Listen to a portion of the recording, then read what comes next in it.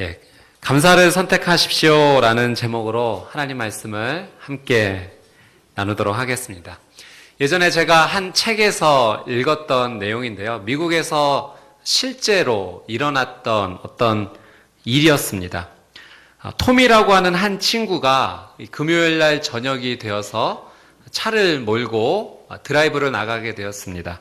이제 17살이었는데 이제 미국에서는 운전이 가능한 때가 되어서 자기 친구를 태우고 드라이브를 나갔던 거죠. 그리고 그 친구가 한 가지 더 제안을 하게 됐는데 자기가 아는 두 친구가 더 있는데 그 친구도 같이 태워서 드라이브를 했으면 좋겠다. 그래서 총 이 4명의 친구가 금요일 저녁에 도심을 가르지르면서 드라이브를 하게 되었습니다. 근데 뒤에 앉아있던 친구 중에 한 명이 그런 제안을 했던 거예요. 나한테 장난감 총이 하나 있는데 우리 저기 있는 학생에게 장난으로 한번 이렇게 겁만 한번 줘보자. 이런 제안을 했던 거예요. 그래서 차를 세우게 됩니다. 그래서 뒤에서 그 친구가 내려서 그 장난감 총으로 걸어가는 학생을 위협을 했는데 위협에서 끝난 것이 아니라 이 $10를 뺏기까지 한 것입니다. 그리고 차를 타고 도망가 버렸어요.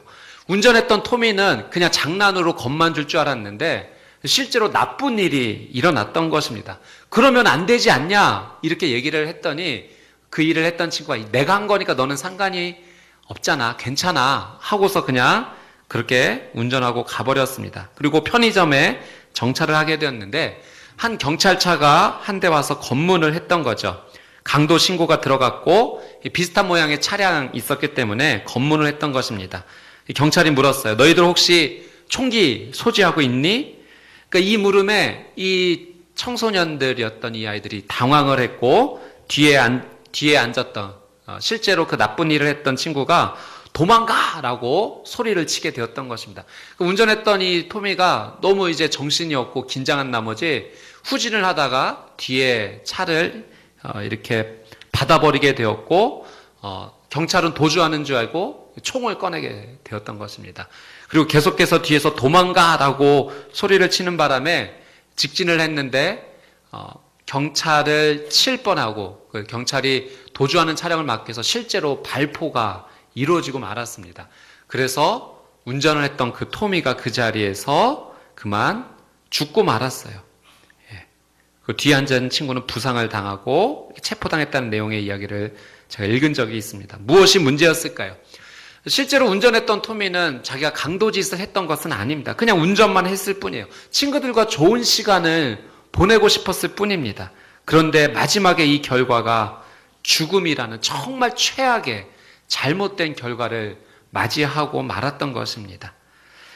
토미는 본인이 잘못은 하지 않았지만 한 가지 그가 실수했던 것은 잘못된 선택을 했다라고 하는 거죠. 친구들이 장난감 총으로 다른 사람에게 겁을 주자라고 얘기했을 때 그걸 동조하면 안 됐어요. 차를 세우면 안 됐습니다. 그러나 동조했고 실제로 나쁜 일이 일어나게 되고 도망치라고 뒤에서 했을 때도 차분하게 대응을 했더라면 최악의 결과는 나지 않았을 텐데 옳은 선택을 하지 못했기 때문에 극단적인 죽음이라는 나쁜 결과를 맞이했던 것입니다. 만약에 내가 그 상황에 있었다면 나는 어떤 선택을 하게 되었을까? 여러분 잠깐 우리가 나라면 이렇게 선택했겠지라는 생각을 하게 되지만 실제로 삶의 순간순간마다 저희는 옳은 선택, 하나님께서 원하시는 선택 이것을 해야 됨에도 불구하고 그러지 못할 때가 참 많이 있습니다. 오늘 선택 나는 어떻게 하는가 한번 생각을 해보았으면 좋겠어요. 오늘 여러분이 이 자리에 오시기까지도 참 많은 선택을 하지 않으셨습니까? 오늘 교회 와서 예배를 드리겠다라는 선택을 하셨고 또 예배를 드림에 있어서 나는 어떤 옷을 입을까 선택을 하셨고 어떤 방법으로 교회에 올까 많은 선택 가운데 이 자리에 우리는 오게 되었습니다. 선택이라고 하는 것이 오늘의 지금 나의 모습을 만들어가고 있는 거죠. 그리고 오늘 선택하는 것이 또 이후에 우리의 미래의 모습도 만들어가게 될 것입니다. 우리 오썸 훈련을 받으신 우리 선교사님들은 선교를 하시기로 선택을 하셨고 그 선택을 통해서 하나님께서 귀한 미래 가운데 놀라운 열매를 맺게 해 주실 줄 믿습니다. 네. 사랑하는 여러분, 오늘 저희가 함께 읽었던 시편 78편의 말씀, 이 말씀의 내용을 보니 이스라엘 백성이 광야에 있었던 사실을 우리는 알게 됩니다. 광야는 어떤 곳이죠?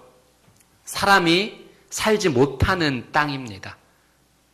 그리고 마실 물이나 음식이 없고 황량하며 메마른 땅, 바로 아무것도 구할 수 없는 땅이 바로 광야입니다. 광야에서 이글거리는 태양은 우리의 상상을 초월할 만큼 정말로 뜨겁습니다. 이 40도 이상의 내리쬐는 이 태양, 이 폭염, 특별히 중천에 떠서 이 머리를 내리쬐는 이 뜨거운 태양빛은 머리를 잊게 만들 만큼 정말 강력한 힘을 가지고 있는 거죠. 강력한 빛이 얼마나 큰 힘이 있을까? 예전에 제가 그런 경험 한 적인데 제 친구가 한 거죠.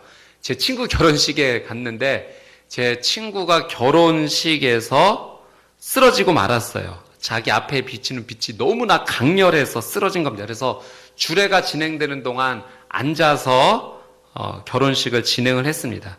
제 친구 남자였습니다. 네. 강렬한 빛은요, 한 남자를 쓰러뜨릴 만큼 힘이 있다는 거죠. 여러분, 우리가 광야에 있다고 한번 생각을 해보세요. 그리고 감당할 수 없는 이 태양빛이 쏟아지고 있다. 이거 정말 어려운 상황입니다. 그런데 이스라엘 백성들이 이 광야에서 지금 기적을 경험하고 있는 거예요. 어떤 기적을 경험하고 있는가요? 이 첫 번째는 구름기둥, 불기둥이라는 기적을 경험하고 있습니다. 하나님께서 낮에 구름기둥으로 그들을 가리워 주셨어요.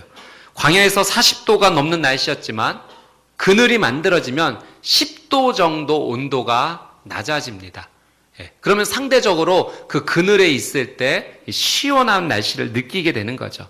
또 밤에는 불기둥으로 하나님께서 따뜻하게 지켜주셨어요. 사막이라고 하는 것이, 광야라고 하는 것이 좀 특별해요. 낮에는 햇살에 익을 만큼, 타 죽을 만큼 힘든 곳이지만 저녁이 되면 기온이 10도까지 떨어져서 영하의 날씨는 아니지만 상대적으로 추워져서 얼어 죽을 수도 있는 땅이 이 광야의 땅입니다. 이 엄청난 추위를 하나님께서 불기둥으로 지켜주셨던 거죠. 그러니까 구름기둥과 불기둥이 없었다면 아마 이스라엘 백성들은 광야에서 도저히 오랫동안 지낼 수 없었을 것입니다. 두 번째 기적은 이 광야에서 물을 마셨다라고 하는 사실이에요. 물을 얻을 수 없는 땅이 광야 아니겠습니까? 그런데 이스라엘 백성들이 물이 없어서 고통스러울 때마다 하나님께서 적절하게 물을 허락해 주셨어요. 때로는 바위를 터뜨리셔서 물을 제공해 주시기도 하셨고요. 때로는 써서 먹을 수 없는 물을 달게 만들어 주셔서 하나님께서 먹게 해 주셨습니다. 이 세 번째 기적은 음식을 먹었다는 거예요. 광야에서. 곡식을 재배할 수도 없고 아무것도 얻을 수도 없는 이 땅에서 하나님께서는 이 백성들에게 음식을 제공해 주셨습니다. 배고파하는 이스라엘 백성들에게 상상할 수 없는 방법으로 음식을 제공해 주셨는데요. 오늘 본문의 23절에서 25절 말씀 우리 같이 한 번 더 읽어보겠습니다. 시작. 그런데도 그분은 저 높이 있는 구름에게 명령하시고 하늘문을 열어 만나를 비같이 내려 하늘의 곡식을 그 백성들에게 주셨도다. 그래서 사람이 천사의 빵을 먹게 된 것이다. 그것도 충분히 먹을 만큼 보내주셨다. 아멘. 사막이라는 땅에서, 광야라는 땅에서 흔히 볼 수 없는 것이 구름인데요. 하나님께서는 이 구름을 통해서 그늘을 만들어 주셨을 뿐만 아니라 이 구름을 통해서 떨어지는 만나라는 음식을 제공해 주셨다는 거죠. 만나를 비같이 내려 주셨던 것입니다. 얼마나 맛있었는지 이 시편 기자는 이 만나를 천사의 빵이다 라고 기록을 하고 있습니다. 사람이 도저히 살아갈 수 없는 땅, 광야. 그런데요, 하나님께서 은혜 주시니까 광야가 더 이상 광야가 아니었어요. 인간의 이성적인 생각으로는 도저히 머무를 수 없는 땅인데요. 하나님께서 은혜를 주시니까 이 땅이 더 이상 광야가 아니었던 거예요. 광야, 불가능, 아무것도 얻을 수 없는 이 땅이 기적의 땅이 된 것입니다. 구름 그늘이 있고 바위에서는 물이 솟구쳐 오르고 매일 아침 천사의 빵이 내려오는 이 기적의 장소 되었던 것입니다. 사랑 여러분, 우리가 살아가는 이 땅, 내가 밟고 있는 이 땅이 어떻게 보면 광야처럼 느껴집니다. 도저히 한 걸음 내디딜 수 없을 만큼 힘든 장소로 느껴질 때도 있어요. 희망을 찾을 수 없고 가능성도 없고. 그런데 여러분 한번 생각해 보십시오. 그렇게 한 발자국도 내디딜 수 없는 내 인생 가운데 하나님께서 함께 해주시지 않으셨습니까? 광야 같은 내 인생에 하나님께서 은혜를 베풀어 주시니 내가 살아가는 우리의 삶이 바로 은혜의 장소, 기적의 장소가 된 것입니다.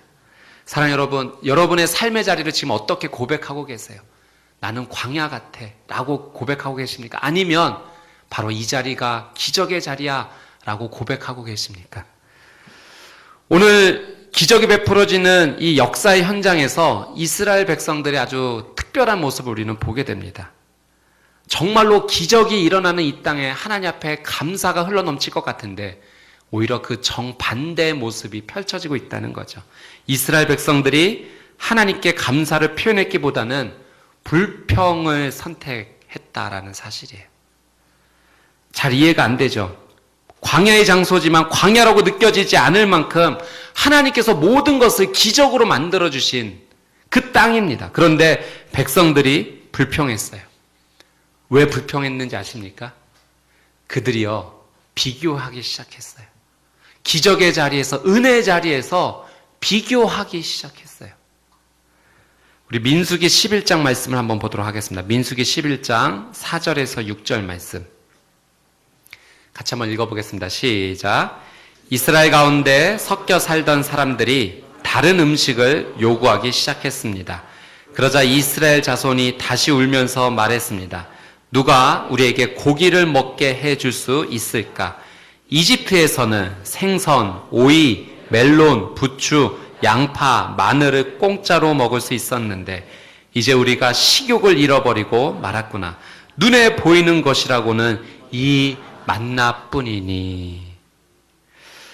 여러분, 광야는 정말 아무것도 할 수 없는 그 땅인데 하나님의 은혜로 그 땅에서 기적을 지금 체험하고 있는 가운데 이스라엘 백성들이 행복하지 않았어요. 왜냐하면 비교했기 때문에 그래요. 옛날이 더 좋았다. 옛날이 더 행복한 것을 많이 얻을 수 있었다. 맛있는 것을 얻을 수 있었다라고 비교하기 시작했기 때문에 그랬습니다. 옛날에는 생선도 먹었고 오이도 먹었고 멜론, 부추, 양파, 마늘, 고기 먹을 수 있었는데 지금은 만나밖에 먹지 못하니 라고 불평하기 시작했던 거예요. 여러분, 이 만나는요, 오늘 시편 기자도 기록을 했지만 천사의 빵입니다. 이 지구상에서 인간이 경험할 수 있는 가장 완벽한 음식인 거예요. 그런 완벽한 음식을 지금 경험하면서도 그들은 세상에서 맛봤던 다른 것들에 대해서 더 욕심을 내고 고기를 먹지 못한다는 이유로 불평하기 시작한 것입니다. 여러분, 비교하기 시작하면요, 우리 삶에 있었던 모든 은혜가 사라지게 됩니다. 비교하면 불행해지기 시작하는 거예요. 다른 사람과 비교하기 시작하면 그 마음 가운데 은혜는 사라지고 질투, 분노가 채워지게 되죠. 비교의식은 하나님의 은혜를 잊어버리게 하는 영적인 질병입니다. 여러분, 내 마음 가운데 지금 감사와 만족이 있는지, 아니면 비교로 말미암아 내 마음에 은혜가 사라지고 있지는 않는지 한번 이 말씀을 거울을 통해서 우리를 살펴보았으면 좋겠어요. 성경에 보면 이 탕자의 비유에서 큰아들이 아버지에게 화를 내는 장면이 나옵니다. 왜 큰아들이 화가 났는가? 왜 분노가 가득했는가? 한번 보십시오. 누가복음 15장 29절 말씀. 누가복음 15장 29절 같이 읽겠습니다. 시작. 그러자 큰아들이 아버지에게 이렇게 말했다. 보십시오. 저는 여러 해 동안 아버지를 위해 종노릇하고 무슨 말씀이든 어긴 적이 없습니다. 그런데 제게는 친구들과 함께 즐기라며 염소 새끼 한 마리도 주시지 않았습니다. 여러분, 큰아들이 왜 화가 났을까요? 아버지가 자신에게 염소 새끼 한 마리 내주지 않았다는 거예요. 그에 비교해서 지금 둘째는 탕자같이 생활했는데 그 아들에게 살찐 송아지를 내어주는 아버지를 이해할 수 없다는 것입니다. 이 잘못된 비교의식이죠. 아버지의 사랑을 오해했어요. 사실 아버지의 것이 다 아들의 것 아니겠습니까? 만약에 큰아들이 아버지 친구들과 함께 보낼 수 있을 만큼 양 한 마리만 내주십시오라고 얘기했다면, 염소 한 마리만 내주십시오 얘기했다면 아버지가 거절했겠습니까? 그런데 그는 아버지의 사랑을 지금 오해하고 있고 작은 아들에게 베풀어주는 그 사랑을 통해서, 비교를 통해서 자신이 지금 불행하다라고 생각하고 있는 거예요. 여러분, 우리의 안에도 이런 비교의식이 혹시 남아있지는 않는지 한번 살펴봐야 될 것입니다. 비교의식을 갖는 순간 아무리 은혜 자리에 있다 한데, 아무리 축복의 자리에 있다 한데 그 자리가 은혜 자리가 되지 않는다는 거죠. 감사의 자리가 되지 않는다는 거죠. 기적의 땅이 아니라 그냥 그 땅이 광야의 땅이 되고 말 것입니다. 여러분, 중요한 사실은요, 오늘 본문 말씀에서 이 불평이, 이스라엘 백성들이 하나님 앞에 했었던 이 불평이 하나님의 귀에 들렸다라고 하는 사실입니다. 그리고 계속되는 이 불평으로 말미암아 그들이 심판을 경험하게 되었습니다. 여러분, 우리가 심판을 받는다면 그것은 우리 안에 남아있는 불평 때문입니다. 불평은 하나님 앞에 반드시 큰 죄가 될 수 있다는 사실을 우리는 기억을 해야 됩니다.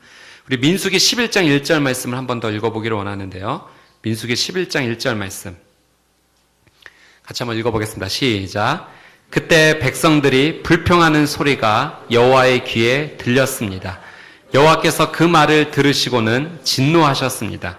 그러자 여호와의 불이 그들 가운데 타올라서 진의 바깥쪽을 태웠습니다. 아멘. 여러분, 잘 보십시오. 백성들의 불평하는 소리가 여호와의 귀에 들렸다. 그리고 하나님께서 그 불평의 소리를 들으시고 진노하셨고, 그들에게 어떤 이 진노를 표현하셨습니까? 여호와의 불이 그들 가운데 타올라서 진의 바깥쪽, 공동체가 이루어진 그 진의 바깥쪽이 불에 태워졌다라고 하는 사실이에요. 여러분, 이들이 불평하기 전까지는 이 광야의 땅이 광야였지만 기적의 장소였고 은혜의 자리였어요. 그리고 하나님의 은혜가 아침 저녁으로 나타났죠. 구름 기둥과 불 기둥으로. 하나님의 불은 이들을 보호해주는 불이었어요.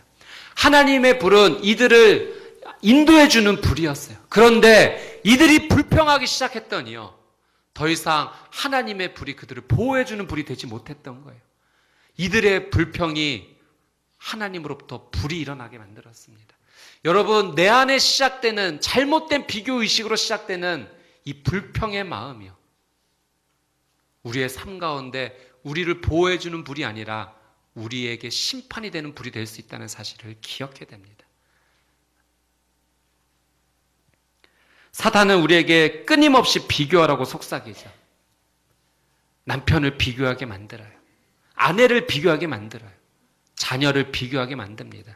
직장 안에서 비교하게 만들고, 공동체 안에서, 교회 안에서 끊임없이 비교하라라고 사탄은 늘 속삭입니다. 그리고 그 비교 끝에 불평하게 만들죠. 불평의 마음이 차곡차곡 눈내리듯이 쌓이게 되면 그 불평으로 말미암아 더 이상 우리의 삶의 감사와 만족은 사라지게 되고 맙니다. 여러분, 불평은 우리 삶에 아무런 유익이 되지 않아요. 이스라엘 백성과 같이 광야에서 기적을 체험하고 있더라도, 아무리 은혜를 입고 있다 하더라도 그 자리에서 불평하기 시작하면 하나님의 보호하시는 불이 우리를 심판하는 불이 될 수 있다는 사실을 우리는 기억해야 됩니다. 그뿐이 아니죠. 우리 29절, 31절 말씀, 본문의 29절에서 31절 말씀 한번 읽어보겠습니다. 시작. 그리하여 그들은 배부를 때까지 실컷 먹게 됐다. 하나님께서 그들이 욕심 부린 대로 주신 것이다. 그러나 그들은 그 욕망을 벗어던질 줄 몰랐다. 그 음식이 아직 그들의 입속에 있을 때 하나님의 진노가 그들에게 닥쳤다. 하나님께서 그들 가운데 가장 살찐 사람들을 죽이시고 이스라엘의 청년들을 뽑아내 죽이신 것이다. 만나에 만족하지 못했던 그들, 끝없이 욕심을 부렸던 그들, 하나님께서 그들에게 메추라기까지 보내주셨지만 이스라엘 백성들은 끝까지 만족할 줄 몰랐습니다. 그리고 30절 말씀해 보니까 욕망을 벗어 던질 줄 몰랐다라고 성경이 기록하고 있어요. 여러분, 내 안에 갖고 있는 비교의식으로 시작된 이 불평이요, 내 삶을 어디로 인도하는가? 욕망의 끝으로 인도하게 됩니다. 만족할 줄 모르는, 채워도 채워지지 않는 그 욕망으로 우리의 삶을 인도한다라고 성경은 기록하고 있습니다. 그리고 끝까지 불평을 버리지 못하고 욕심을 버리지 못하게 만들죠. 그 결과는 여러분 20세 이상의 출애굽했던 그 모든 사람들이 가나안 땅을 밟지 못했습니다. 결국 은혜를 입었던 그 광야의 자리에서 다 죽음을 맞이할 수밖에 없었던 거죠. 자, 그런데 이 불평을 선택했던 이스라엘 백성과 다르게 이 정반대의 모습을 보이는 한 사람이 있습니다. 우리 민수기 11장 2절 말씀인데요. 민수기 11장 2절 말씀 한번 보도록 하겠습니다. 2절 같이 한번 읽어볼게요. 시작. 백성들이 모세에게 울부짖자 모세가 여호와께 기도했고 불은 꺼졌습니다. 아멘. 한 사람, 바로 그는 모세입니다. 백성들의 불평을 들었을 때 이 불평에 동조하지 않았어요. 그들이 비교해서 가져오는 이 불만에 모세는 동의하지 않았어요. 그리고 그가 선택했던 것은 무엇인가? 기도였어요. 백성들이 모세에게 울부짖자 모세가 여호와께 기도했다. 여러분, 기도는 두 가지 의미가 담겨져 있죠. 첫째는 내가 하나님을 신뢰한다는 거예요. 그리고 두 번째는 하나님께 만족한다는 것입니다. 하나님 앞에 기도한다는 것은 전능하시고 이곳까지는 은혜를 베풀으시고 인도하신 그 하나님을 절대적으로 신뢰한다는 거예요. 그리고 그 하나님 앞에 나는 만족합니다. 그래서 하나님 앞에 올려드릴 수 있는 그 신앙의 모습이 바로 기도의 삶이죠. 이스라엘 백성은 불평을 선택했지만 모세는 하나님께 만족을 선택했습니다. 하나님을 믿었어요. 감사했어요. 불평의 소리가 불을 만들었지만 기도의 소리는 그 불을 잠재웠습니다. 사랑하는 여러분, 내 안에 끊임없이 생겨나는 비교의식과 또 그로 말미암아 생겨진 불평이 있다면 여러분, 이 불을 무엇으로 잠재울 수 있겠습니까? 모세는 기도로 잠재울 수 있다고 우리에게 가르쳐주고 있습니다. 여러분, 축복합니다. 여러분의 삶 가운데 하나님 주신 은혜를 기도함으로 감사함으로 올려드리는 거룩한 삶이 되시기를 주님의 이름으로 축복합니다. 아멘. 미국의 대통령 중에 루즈벨트 대통령 이야기를 한번 들은 적이 있습니다. 대단한 근시였다고 해요. 그래서 늘 항상 이 포켓 안에 안경을 두 가지를 늘 가지고 다녔던 거죠. 가까이 볼 수 없을 때 썼어야 됐던, 이 근시에 꼭 써야 됐던 안경을 가지고 다녔던 것입니다. 불편했죠. 안경이 하나가 아니라 두 개씩 가지고 다녔어야 되니. 근데 어느 날 이 루즈벨트 대통령이 저격을 당하게 됩니다. 한 청년이 총을 쏜 거예요. 총을 맞고 병원에 후송되었는데 다행히 목숨을 건졌어요. 그 이유가 바로 가슴에 넣어두었던 그 안경집 덕분에 총알이 심장을 피해 간 것입니다. 이 루즈벨트 대통령이 자신이 불편하게 여겼던 안경집이 자신의 목숨을 구한 사실을 알고 내가 불편하게 여겼던 그것이 오히려 나를 살렸구나. 내가 정말 거추장스럽게 여겼던 그것이 내 생명을 유지하게 해주었구나. 감사했다는 거예요. 여러분, 우리의 삶 가운데 하나님을 믿고 하나님을 신뢰하며 나가는 길 가운데 불편하게 느끼는 것이 왜 없겠습니까? 세상 사람들처럼 살아가면 욕망에 이끌린 대로, 욕심에 이끌린 대로 살아가면 편하죠. 즐겁죠. 더 기쁩니다. 그 쾌락이 주는 그 맛이 달콤하죠. 그런데 신앙을 잡고 믿음을 고수하고 하나님 앞에 그 주신 은혜를 소중히 여기며 나가려는 그 삶, 쉽지만은 않습니다. 그러나 결국 우리를 살리는 것은 무엇입니까? 우리는 그것을 기억해야 돼요. 어느 아프리카 마을에는요, 물이 깊지는 않지만 물살이 센 강이 하나가 있었다고 합니다. 그래서 그 강을 건널 때 그냥 혼자 건너면 물살이 너무 세기 때문에 그 휩쓸려 내려가서 굉장히 위험했다고 하죠. 그래서 사람들이 그 강을 건널 때 어떻게 했는가? 무거운 돌을 하나씩 다 안고서 그 강을 건넜던 거예요. 거친 물살에 휩쓸리지 않기 위해서 돌을 짊어지고 건너갔던 거죠. 우리 삶에 때로 불편하게 느껴지고 사소하게 느껴지고 무거운 돌처럼 느껴지는 것들이 하나 둘 정도 있습니다. 그러나 그것을 불평으로 여기고 불평한다면 그것은 우리의 삶 가운데 불이 되어 돌아올 수밖에 없어요.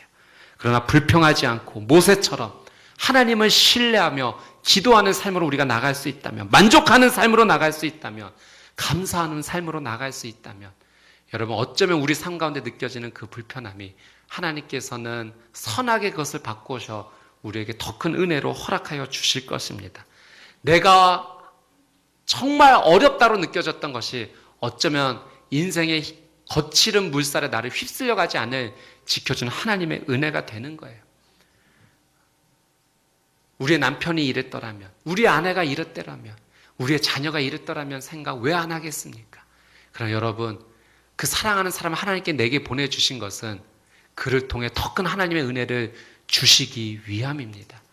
나를 그 직장에 보내주신 것은, 그래서 내가 어려움을 겪게 하고 있는 것은 나를 하나님께서 어려운 자리에 나를 밀어넣으시고 골탕 먹게 하시려고 하는 것이 아니라 그 자리를 통해 더 큰 은혜를 누리게 해 주실 것이기 때문에 그래요. 사랑하는 여러분, 우리는 그것을 믿음으로 바라볼 수 있어야 돼요. 왜 나에게 이런 어려운 환경이 있는가? 왜 나는 이 광야를 지나가면 되는가?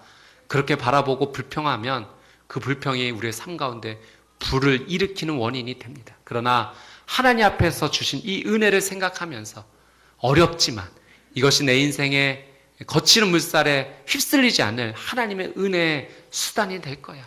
만족하며 감사하며 하나님을 찬양할 수 있다면 하나님의 놀라운 은혜가 우리에게 열매로 맺혀질 것입니다. 그 미국 샌프란시스코에 금문교라는 다리 하나 있는데 참 아름다운 다리입니다. 제가 사진 하나 준비했는데 한번 보여주시겠습니까? 예.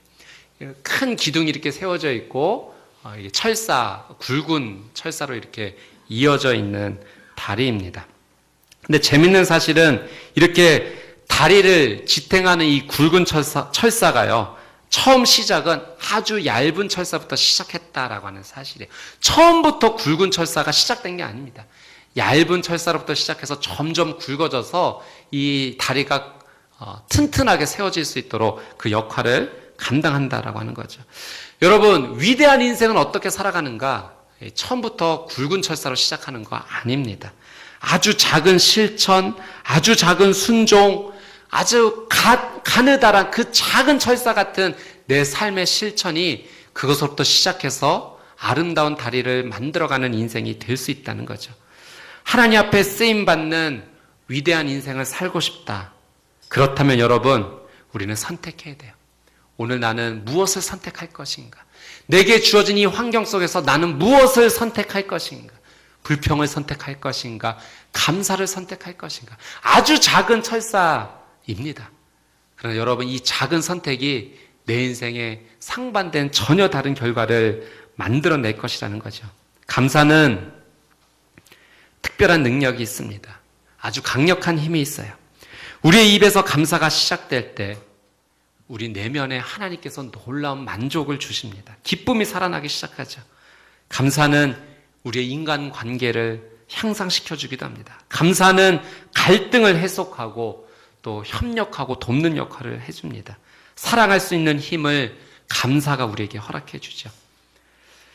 일본의 그 마쓰시다 기업의 창시자였던 마쓰시다 고노스케라는 이 사업가, 이분이요 대단한 기업을 일으켰습니다. 570개 기업에 13만 명의 종업원을 거느린 대기업의 총수입니다. 그런데 어떻게 이렇게 성공한 인생을 살게 되었습니까? 라고 많은 기자들이 물었을 때 이분이 세 가지를 이야기했대요. 내가 이 자리까지 올 수 있었던 비결은 세 가지입니다. 첫째는 가난했다는 것입니다. 둘째는 제 몸이 허약했다는 것이죠. 그리고 셋째는 제가 배우지 못한 사람이라는 것입니다. 가난했던 자신의 삶, 건강하지 못했던 자신의 몸, 그리고 배우지 못했던 자신의 삶, 어떻게 보면 충분히 불평의 대상들 아닙니까? 원망의 대상들 아닙니까? 그런데 이 마쓰시다 회장은 이것을 감사의 조건으로 바꿨다는 거예요. 너무나 가난했기 때문에 부지런히 일했고 몸이 약했기 때문에 건강의 소중함을 알아서 몸을 소중하게 아꼈고 못 배웠기 때문에 세상 모든 사람을 스승으로 만들려 노력했다. 그것이 내가 오늘 이 자리에까지 올 수 있었던 비결이다. 그는 이야기합니다. 사랑하는 여러분, 우리가 비록 지금 광야 같은 삶이다 할지라도요, 그 땅에서 주신 하나님의 은혜를 바라보고 감사할 수 있다면 그 땅이 바로 가나안 땅이 될 거예요. 그러나 여러분, 지금 이 땅이 가나안 땅이다 할지라도 하나님 앞에 감사할 수 없다면, 불평하고 비교한다면 아무리 가나안 땅이라 할지라도 그 땅은 광야가 될 수밖에 없습니다. 오늘 모세가 우리에게 가르쳐 주었어요. 감사하는 사람은 기도하는 사람이다. 불평은 불의 심판을 일으키지만 기도는, 감사하는 사람, 하나님 앞에 만족하는 사람은 그 불을 꺼트리는 거룩한 사람으로 쓰임받는다라고 가르쳐 주었습니다. 바로 여러분, 저와 여러분에게 주시는 하나님의 메시지이죠. 사랑하는 여러분, 지난 1년의 시간이 하나님께 주신 놀라운 은혜의 시간들의 연속입니다. 때로 그 길을 지나오면서 힘든 일도 있었지만 하나님 우리의 손을 붙잡아 주셨기에 여기까지 올 수 있게 되었어요. 그리고 여기까지가 아니라 또 앞으로 계속해서 우리는 하나님의 손을 붙잡고 걸어 나가게 될 것입니다. 감사를 선택하십시오. 기도를 선택하십시오. 하나님께서 우리 걸어가는 이 광야의 땅을 가나안 땅처럼 만들어 주실 것입니다. 그렇게 하나님 앞에 만족하며 기도하는 저와 여러분이 되시기를 주님의 이름으로 축복합니다. 아멘.